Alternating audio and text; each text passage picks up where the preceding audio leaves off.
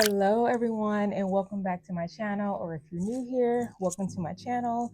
So today I have a really cool DIY for you. I had gotten this really old dusty record player cabinet from a thrift store that was closing down in the area.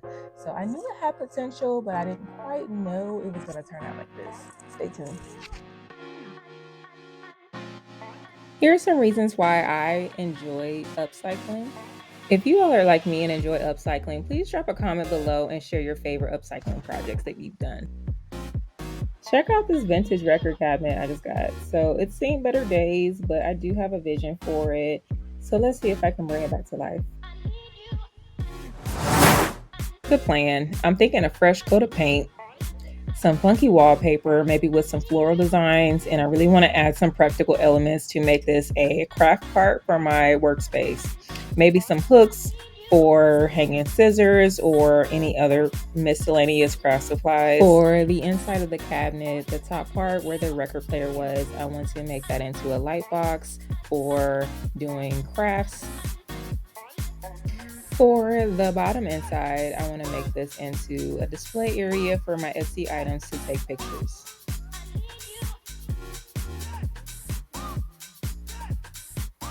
And here are the materials we're going to be using today for this DIY.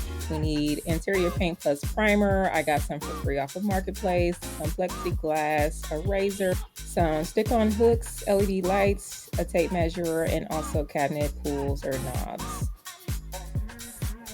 I chose the color white for this cabinet just because everything else in my workspace was already white, so I wanted it to match. Beyonce and then also my daughter doing the painting. The paint itself made such a huge impact in transitioning this into a more chic type of cabinet. Now I'm going to go ahead and add my floral design or wallpaper here to the sides, and also a little small piece on the front and then also on the doors.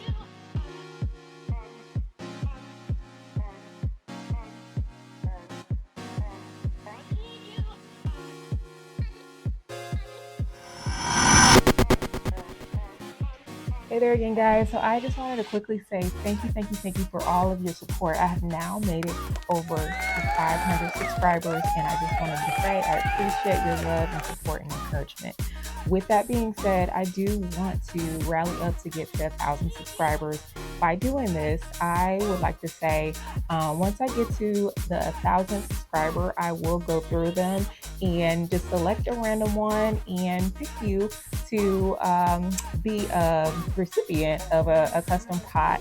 And if you've seen on our shorts, we have the custom pots that have characters on them. So I will select somebody and make a custom pot for you and send them to you once I get to 1,000 subscribers.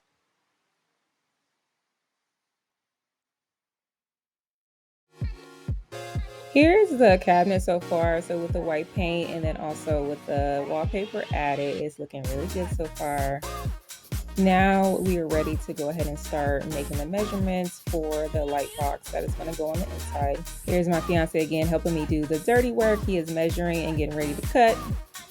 And here's how the light box turned out. Pretty good. I added in a small planter that I had on hand just to house any supplies I might need while working in this area. Then I added hooks to the sides of the cabinet. These are just hooks I got from the Dollar Tree. They have adhesive on the back and they just stick right on. This is an easy way to store supplies that I will need whenever I'm working in this area.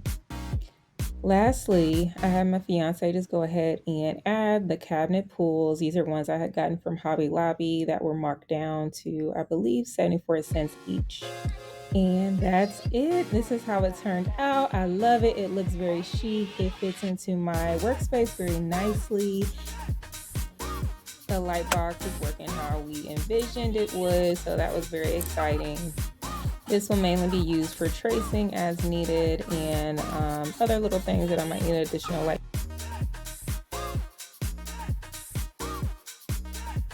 And here it is. So tell me what you think. Is there anything you would have done differently or anything you really liked about this project? If you have liked this video, please remember to hit like and subscribe, and I will see you next time. Bye.